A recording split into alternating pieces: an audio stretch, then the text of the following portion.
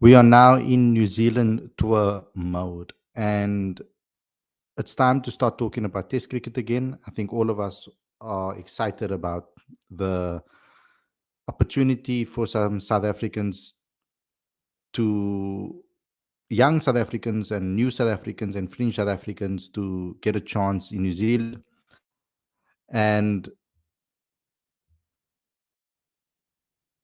And today we're going to be speaking about the New Zealand tour. I think it's a perfect time for us to speak about it right now.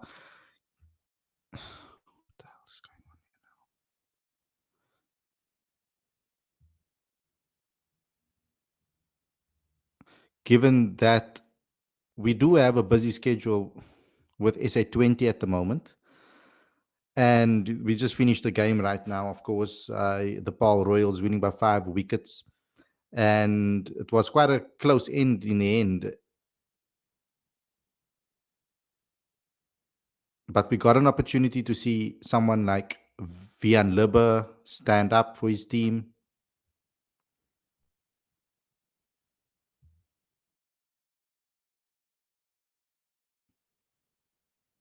And play a brilliant knock to help them get close to the winning total. He lost his wicket towards the end, of course, so it was a little bit tricky at the end for him. But I wanted to talk about Test cricket because I think that it is very important that we discuss this New Zealand tour. There are a couple of players, newer guys that are in the side, etc. And I think that it's important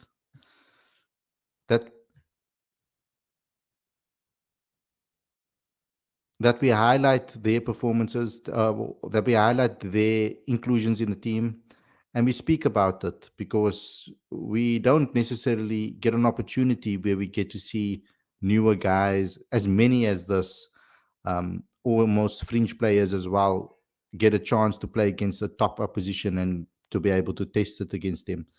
It's unfortunate that the SA20 has taken that away from us, that we don't have a full strength team going to New Zealand. But I think it's important for us to also see some of the younger guys. We don't have enough test matches to blood young talent in, and it is something that is unfortunate. But we are now sitting with a situation where we do have these fringe guys that they need to show their talents and they need to show what they can do. So on today's show, we're going to be talking about this, and particularly the main part of the show is to react to Zubayr Hamza's press conference. I think that's going to be the highlight of the show because I want to hear what the players are thinking, and especially a player like him who was out of the game for a while and has now made his return to domestic cricket, etc., as well as international SAA cricket at least. And it's his first game back for the Proteas in a very, very long time. So it's going to be interesting to hear what's going through his mind and what he's thinking, etc. So we're going to go through that and react to that as well on the show today. But before we get going, before we get started, we are close to 5,000 subscribers. In fact, we're all fours. So please go ahead and subscribe to the channel. Click the notification bell for all future videos. Also, subscribe to Cricket Fanatics Magazine Monthly. Every issue is 100% free, straight to your inbox every month. Link is on the screen as well as in the description. And I'd also like you guys to please share this with friends and family, entrepreneurs, business owners, club owners, coaches, whatever the case may be, whatever business that is interested in marketing to a cricket audience. We've launched the Business Corner on Cricket, and the link is on the screen as well as in the description. Go ahead, go over there to that page, go and read it, go and see what our strategy is, what our mentality is, and how we can help businesses prosper in 2024 and onwards. So send this to any business owners or entrepreneurs or startups that you do know, and we can start a conversation on how we can help them. So without further ado, let's get straight into today's video. Looking forward to discussing.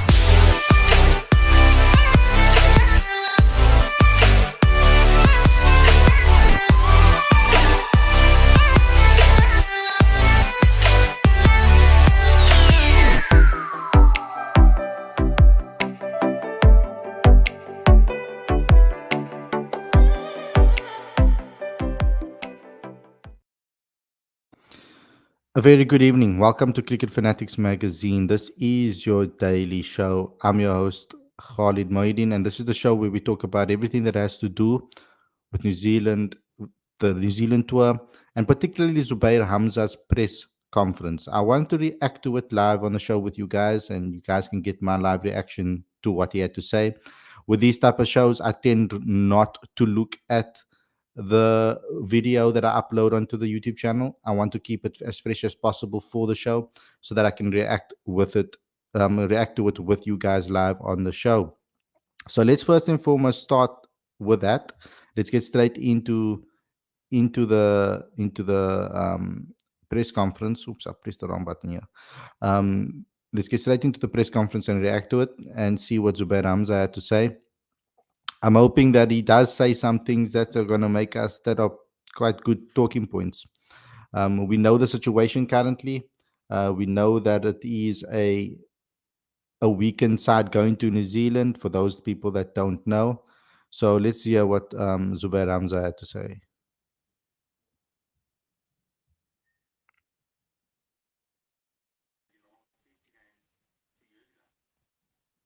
Hi Morgan, good morning or good afternoon from here from New Zealand. Um, yes, correct. It's been quite a while since I've been part of the national setup. And as you said, the last time I played or represented the country was 2 years ago here in New Zealand. So it's an exciting time for me, and it's been a journey filled with learning. Um, and yeah, I'm excited and looking forward to it. I've enjoyed my time so far in the environment, and looking towards and forward towards the challenges ahead.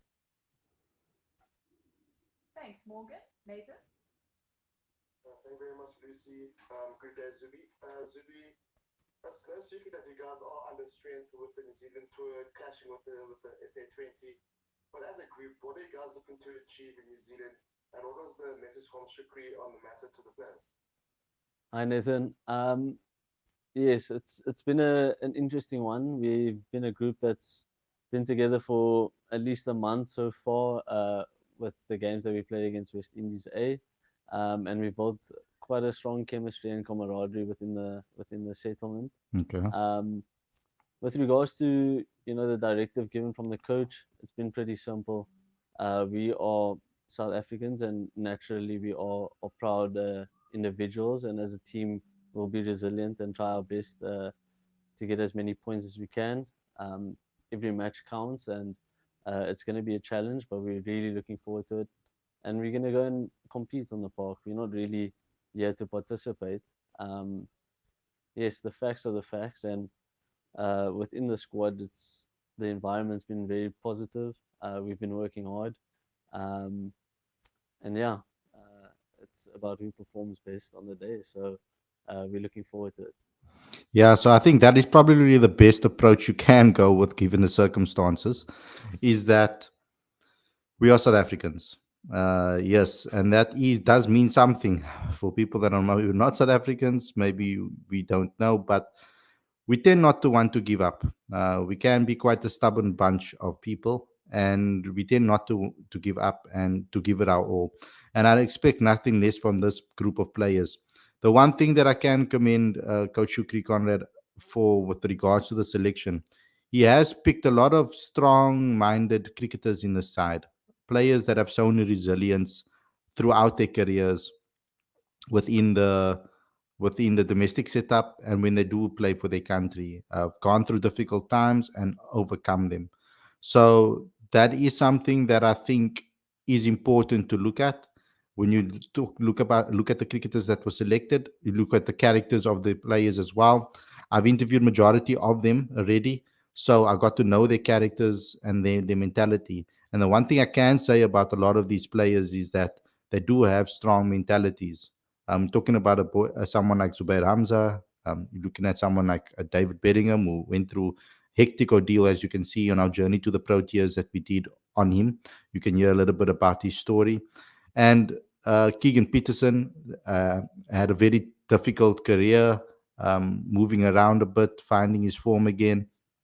There has been a lot of uh, there's a lot of character in this team with regards to strong mentality. Reinhard van Tonde, another player as well, Rwanda Swart. I mean, I can name all of them. All of them have gone through periods where they've struggled and have overcome them.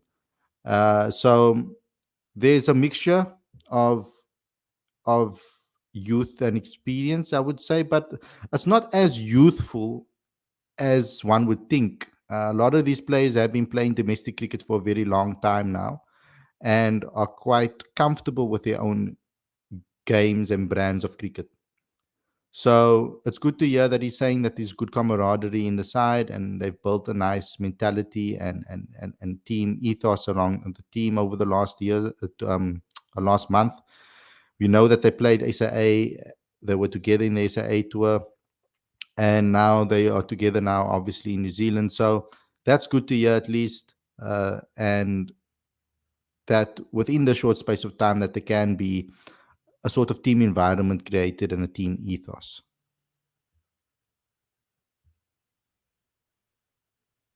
Nathan, just checking if you've got a follow up, and then just for everyone else on the call, just a reminder to raise your hand if you have a question. Yes, please. But I see Zaire, and Zaire doesn't ask a question, but he can go ahead. Thanks. Go ahead, Zahia. Then we'll go Zahia, Morgan, and then circle back to Nathan. Just from a batting point of view, when you look at the test unit, the batting lineup, obviously we know what happened in the last game. Supposedly, Well, what happened to you? top thing, batting unit. Is it an opportunity for when you look at our unit and go, I can actually cement my place in this test side going forward if I do well here. This is, and so besides the team maybe not going well, but however it goes, it's more of a tour where internally this is an opportunity for myself to stake a claim going forward. Most definitely.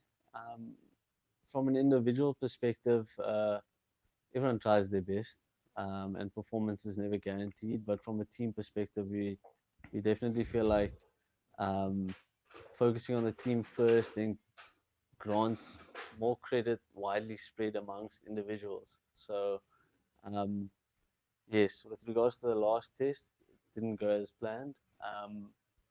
But as much as this has been a series that's been littered with tags and name tags, so to speak, it's also seen from our perspective as an opportunity. A lot of us have not played international cricket, and there's not a lot of knowledge regarding international cricket.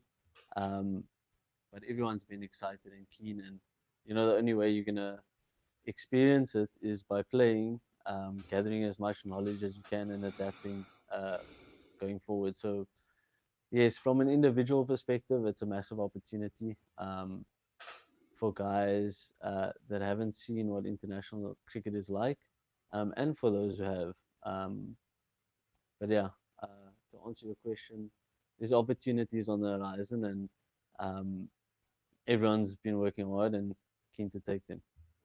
Yeah, and I think that's going to probably be a massive incentive for some players. I know that it's the right thing to say from a personal perspective, from as a player, part of a team environment. It's normal for them to say that the team comes first, etc., and it's not about personal accolades and whatever that for they're not playing necessarily for that. But I do think that it should be seen as an opportunity, and it should be seen as a motivation for these players to try and knock down a door in the test side. There are a couple of spots that I still think are up for grabs in the national setup. Definitely an opening position is available now with Dean Alga having left. I think that number 5 position hasn't 100% been solidified quite yet, although we are looking at someone like David Bedingham, uh, who had one good test and one bad test. So it's going to be a big series for someone like David Bedingham, the one survivor from the the test series against India. So that's going to be a massive move. KP you can also include in that as well. although he hasn't necessarily started consistently in every single games. But it's going to be a big series for someone like Zubayr Hamza as well. Someone that was in and around the test squad. He was seen as the player to take that next step up. There was a lot of pressure put on him to be the replacement for Hashim Amla at 3. So it's going to be a very important series for these players. Uh, the the only risk I would say over here is from the selection point of view is that you are selecting players that know they have pressure on them. But I feel that the players do know how to handle that pressure. I think these players at least know how to handle pressure. Like I said, they've gone through a lot of difficult things in their careers up until this point. It hasn't been a smooth sailing career for a lot of them. They've had to overcome quite a lot of ordeals in their career so far, and they've all come out stronger as a result. So yeah, I think that does add a little bit of extra impetus to their ability and what they can do.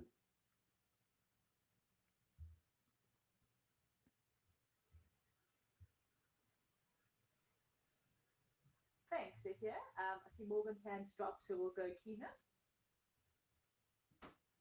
Thanks, Lucy. As well. Just from a personal point of view, you've obviously had a good season with the Lions. Could you just maybe talk about how you're feeling with that? Are you eating the ball at the moment? And then also from a leadership perspective, you are obviously one of the more senior guys in the squad, in the Protea squad, which yeah, I don't think you expected at this stage. But can you just talk about how your role in guiding that quite a young side and what you've done to from a leadership perspective? Hi, Keenan. Yes, with regards to your question, I've been feeling good. There's obviously been a mental shift. Spending time away from the game, as everyone knows, has just created a bit of eagerness to get back on the park and perform. And I've been finding a lot of enjoyment from playing this season. Um, that culminates, or that's a result from obviously hard work, pre-season over the past year and a bit. Um, and I'm seeing the fruits of my labor now. So from an individual perspective, I've been enjoying my cricket. I feel like I've been batting well, and that's been also aided by a number of coaches that have really allowed me to uh, express myself, play the game that I feel is best for me. And with regards to being one of the senior guys in the side, yes, it wasn't really expected, but I think the experience is more the type of experience, being that I've played a handful of international games. But when you look at the squad as a whole, there's a number of guys that have got a lot more first class games under their belt than I have. Um, so I think the type of True. experience will allow me to express and share the knowledge that I've gained from a very brief or a taste of international cricket that I've had so far. Um, but there's a lot of guys here that know who they are as individuals, and that Here also we go. helps with regards to being able to lead themselves on the field. Mm.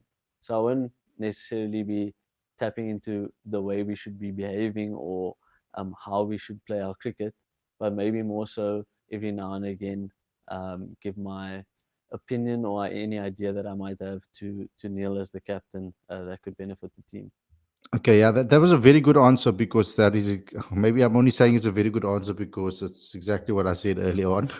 So, sometimes when people agree with you, you can obviously say, you know, uh, yeah, sorry, don't ice your own cake here. But when it comes to what he said, it's true because I look at Dane Pitt, I look at Dane Patterson, I look at Sean Van Berg, I look at Keegan Peterson, I look at Chipamoreki. They have a hell of a lot of experience domestically. They played for many many years domestically, and I feel that they are quite comfortable with their game right now.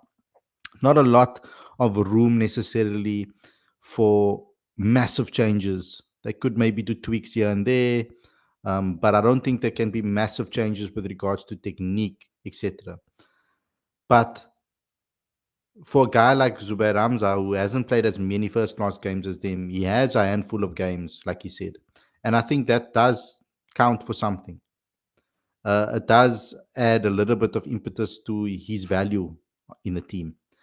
So I do think that there is a nice balance over here of players that understand their game already. That that for me, there's no excuses.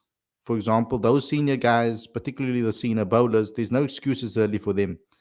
They should they should be able to come in and give it their best shot and perform from the get go. We should expect at least them to perform from the get go. I don't think there's any room there for too much errors. For a guy like maybe Reinhard, Rwanda Swat, Mkhlani Mapungwana, um, I would say to an extent Neil Brandt and David Bedingham as well, because David's only playing 2 tests. There is a little bit of room for error there. There's a little bit of forgiveness that we can have for them if things don't go to plan. But unfortunately, this is only a 2 test series. So there isn't much room for errors if we want to go in here and win it.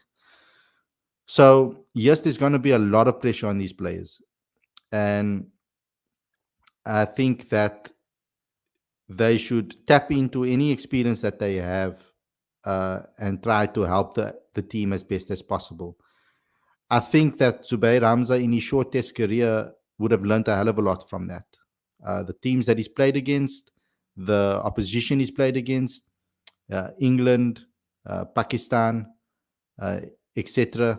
So he shouldn't shy away from that as well, from the fact that he has a some games under his belt and he's traveled with the team as well.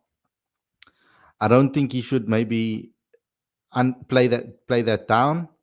Um, and I don't think he did really, but I don't think he should play that down. I think that was quite a humble answer over there from that perspective.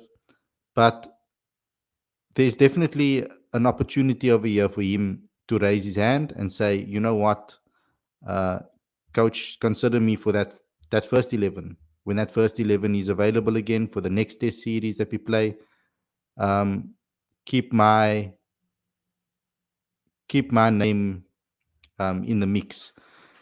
And particularly because there there is he has experience playing in New Zealand. I know it's only 1 test in Christchurch. He at least does have some experience playing there and understands the conditions a bit. So there is unfortunately that's how the cookie crumbles.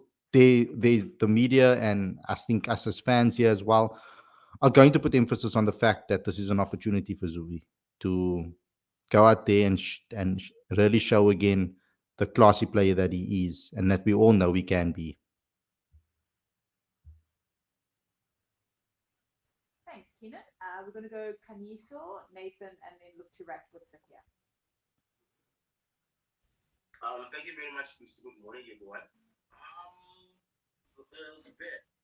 Just tell us more about how you guys processing the lack of expectation around you guys and around what you guys need to do in New Zealand and how you guys dealing with the flack that's surrounding the series. That there's been a lot of criticism about the devaluation of Test cricket through what is seen to be an administrative that's been picked. Hi, Kaniso. Yes, we've had quite a few chats, including the coaching staff, about what we aim to achieve from the series. And as I said, the squad or the team and international cricket for the Proteas has been littered with taglines, and we strongly feel that that hasn't necessarily played a massive part in our thought processes going into the series.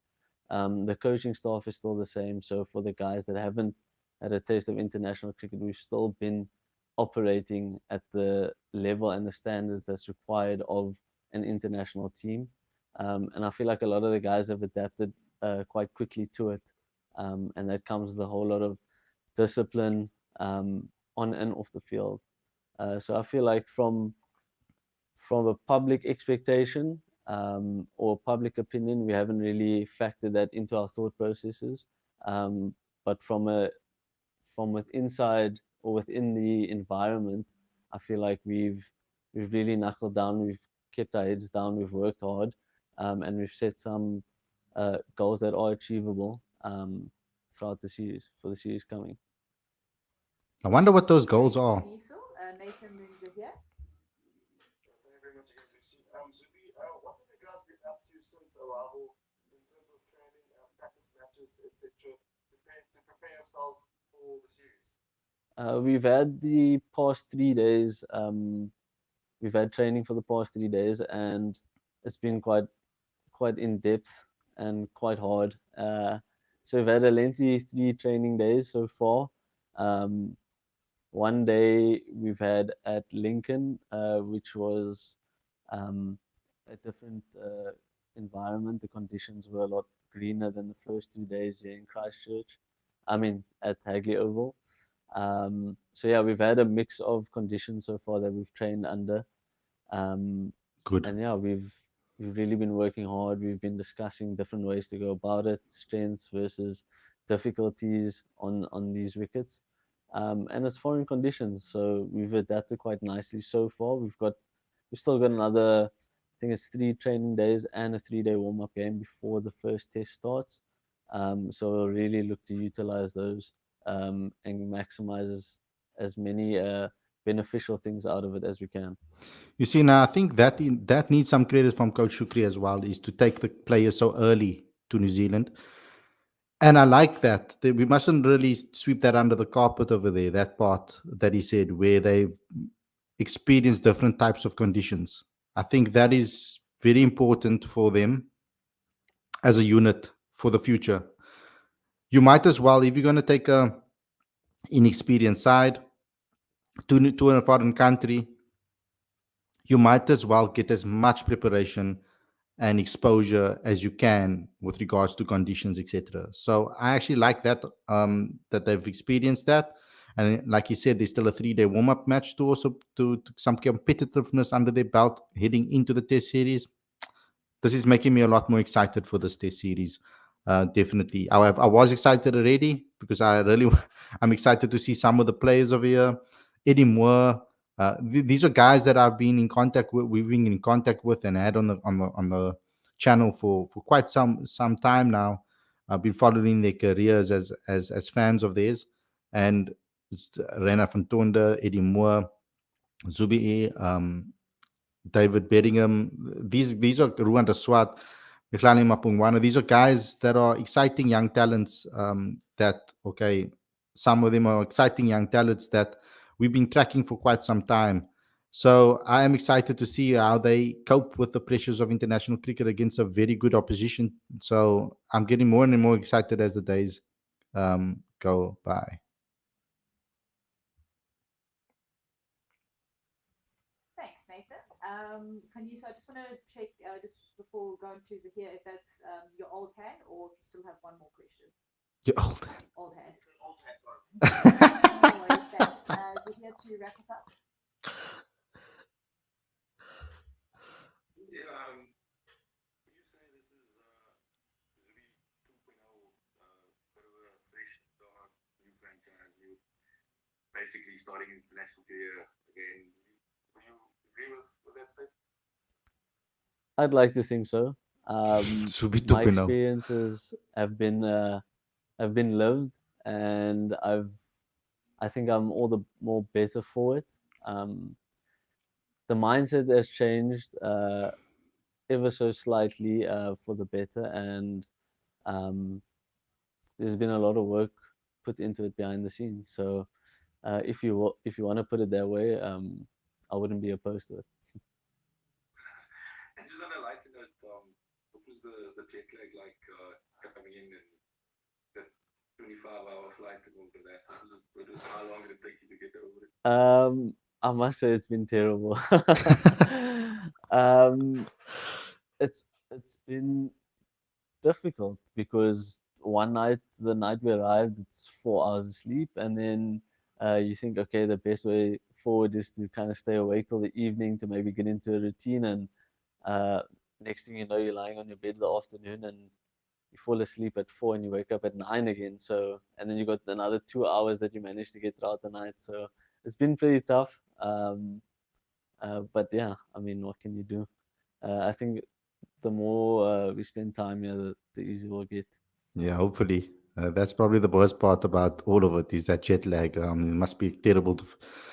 That must be terrible. That was Zubi's press conference. I think there were some important things said there. Let me see what you guys have had to say about it.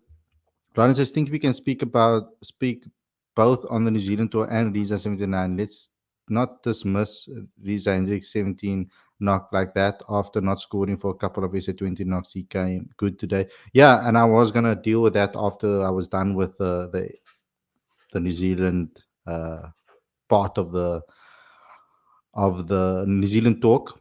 I made this decision before Riza Hendricks scored this knock. I actually went live earlier today, guys, at 5 o'clock, and it crashed and it was terrible. And over my computer was overheating because of the heat, and I had to cancel it and then restart the show again today at this time. So I'm not.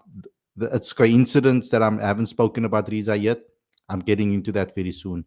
A lot was spoken about his position. Yeah, we'll talk about him a little later. Faf Arman says Faf finished, man. Lawrence says Williamson, Nichols, Latham, Ravindra, etc. will fancy themselves. Who's the guy stepping up for SA? Lawrence says Bellingham, Brandt, Fantonda will be the key for me. If the top order fires, it could just settle the middle order. KP will be the key for the middle order, so let's hope he can control things. I think Zubayr and Bellingham in that middle order, 3 and 4, which will most likely happen, and then KP at 5, which I think that's going to be the order.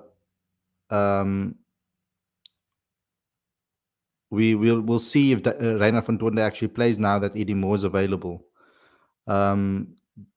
It's going to be very interesting to see if they're going to play Eddie and Neil as the openers, and then Reinhardt at 3, Zubi at 4, Bellingham at the 5, and then what they're going to do with 6 is obviously going to be the keeper, Clive Fontaine, which we can't forget about. So it's going to be very interesting to see what they do and how they line up, and whether we're going to go with 7 batters or not, what the conditions are going to be like. Lawrence says perfect series for Hamza to show his metal. Don't shy away and just give it your all. I will personally judge Hamza's game this series. He's one of the experienced guys we look at to perform.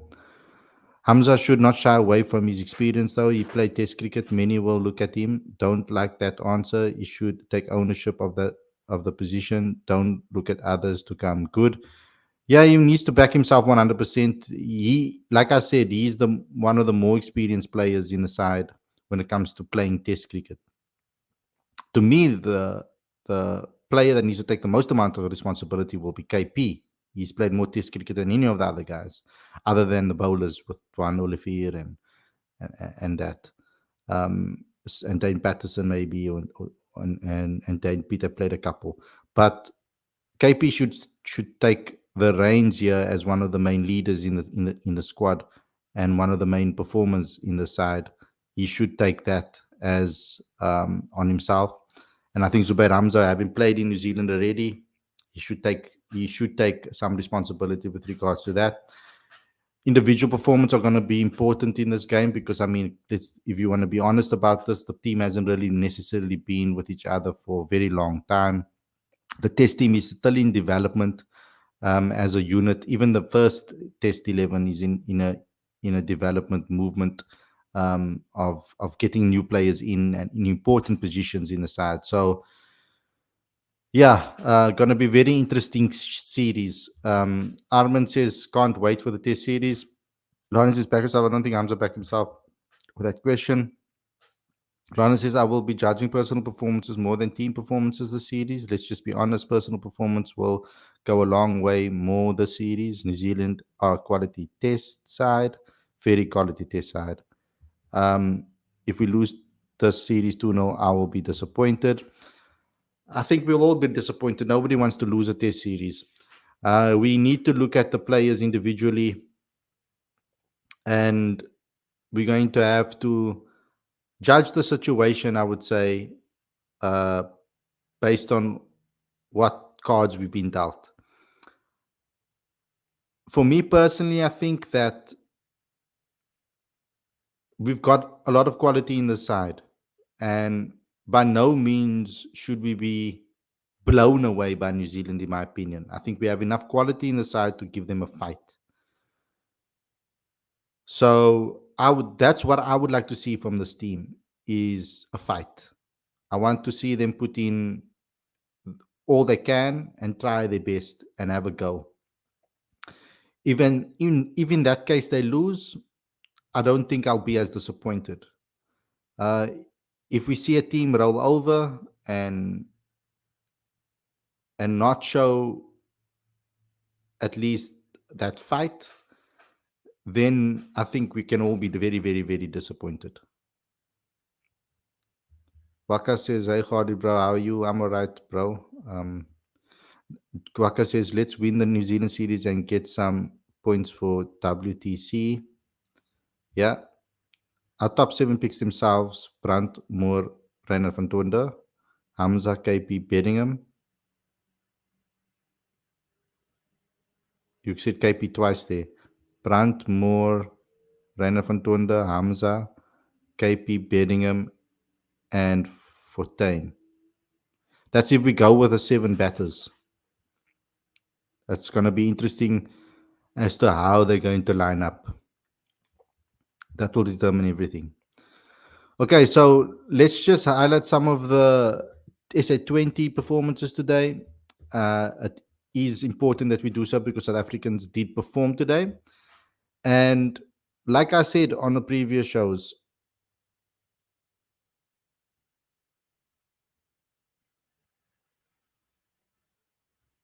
um, like I said on previous shows, all players go out of form. It is part and parcel of cricket. That's how the game goes. It's how you bounce back from that in cricket that really determines how you're going to move forward. And I think Riza Hendricks, his form that he was on, he was a little bit of he was on a little bit of he was in a little bit of a bad patch, and he proved that glass is permanent. Like that he didn't now stop becoming a class player just because he went in a bad patch of form. And I think we need to take that into consideration when we judge players. I think we're very quick to judge players and say that they are not good enough when they go through a bad patch. Even the best players in the world go through bad patches. And that's just part and parcel of the game. And Riza Hendricks is one of the best T20 batters in the world currently. I would have to say that based on his form over the last year or so. That's what I said at the moment. His 79 of 56 balls was phenomenal today. He actually stayed at the crease until the end and got JSK actually to a decent total that was actually difficult for the Paul Royals to chase in the end. He hit 7 4s and 3 6s with a strike rate of 141. And in a JSK team that is really, really struggling to find victories in this particular tournament, it is being quite a shocker for them overall. Paul Royals have shot up to 22 points uh, and are sitting top of the log and probably looking very likely to reach the qualifiers now. They've never won a match in the SA20 at the Highveld, and today was the first one that they did. So credit goes to their batters, Vian Libber and Dane Vias, who really hung in there and took them to a decent uh, platform before Fabian Allen finished it off for them. Dane Vias hit 42 of 26 balls, 4 4s and a 6. And Vian Lubbe hit 57 or 48 balls with three fours, and three sixes. I have to say though, Lazard Williams didn't have a good game today at all. He was actually really expensive. 17.33 economy rate, 1 for 52 after 3 overs. Uh, I think that a large portion of this game was lost due to some of the overs that he bowled. They kind of targeted him, and it came off. Uh, he did take the important wicket of Josh Butler.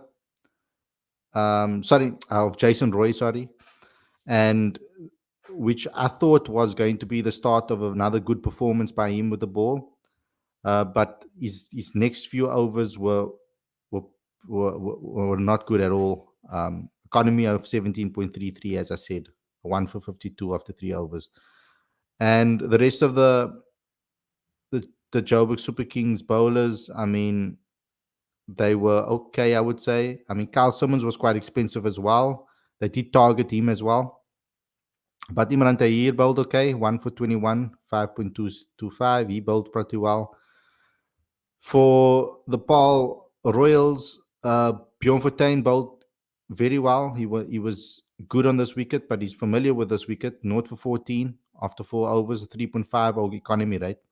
Lungingiri was quite expensive today. The two top wicket takers in the tournament struggling today on this pitch, and it does have it does say something a little bit about the wicket, of course. Um, but I think that those two bowlers really need to learn how to play on pitches that maybe don't suit them. Let's see what you guys have had to say about this game. I mean, Riza Hendricks needs to get 100% credit for the way he played today. I think he was fantastic. And Vian Lubbe um, was great. He had a slow start and then he just kicked on and he looked phenomenal. Lawrence says Riza played a really good knock on a difficult wicket. Just shows he can score runs when he bats on flatties or slow pace pitches. Those knocks that goes a long way. Lubbe was outstanding too.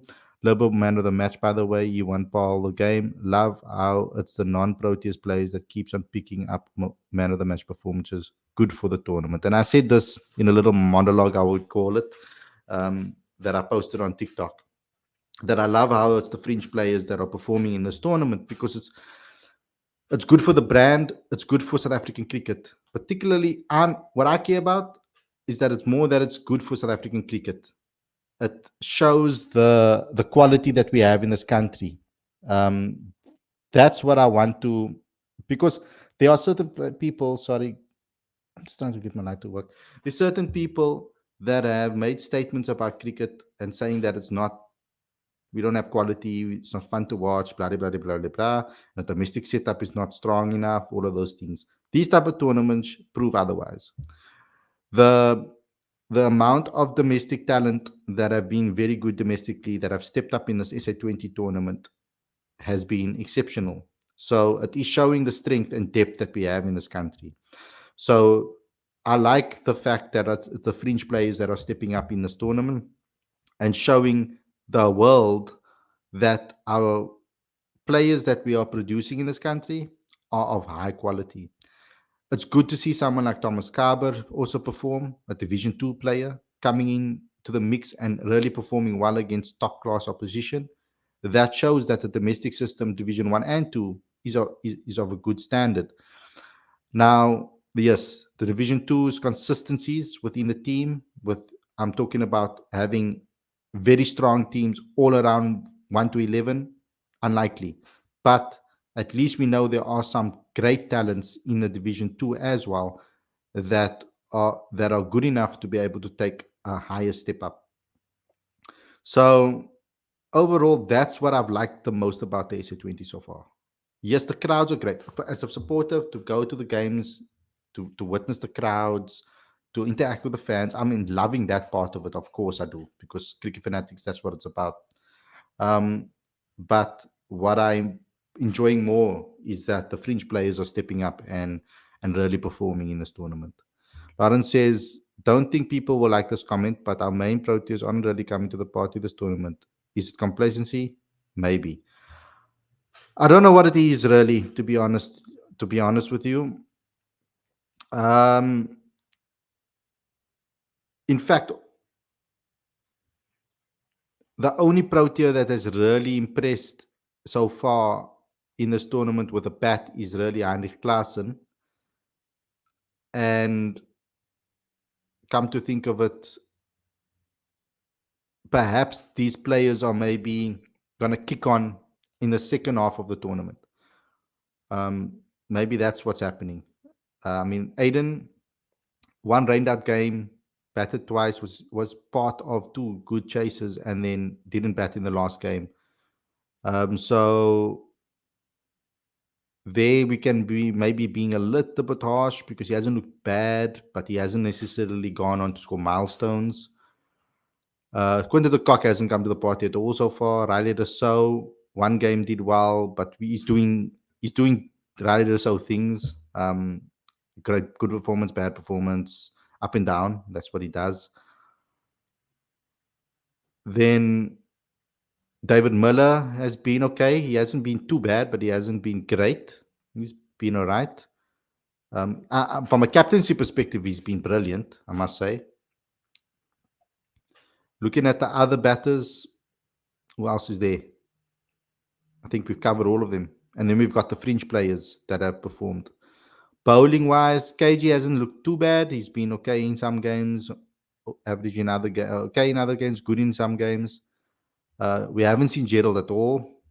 It's a shock to me. Lungi's been good. Not so good today, but generally speaking in the tournament, it's been good. Nandre Berger's been really good as well. There's a new Protea in the setup. So, what else is there? Marco Jansen's been decent. With the ball, being quite decent. As I'm finding a little bit more consistency and good performances. But from a batting perspective, it's really only been Klaassen really that's looked in great form and looks like he's going to score every single game almost, and then gets a little bit unlucky in certain games. So yeah, SA20 wrap done, and we've chatted about the New Zealand tour. Thanks a lot, everybody, for joining in with me so late at night on this particular shows. I really do appreciate it. I'm sorry that they are so late at night, but unfortunately,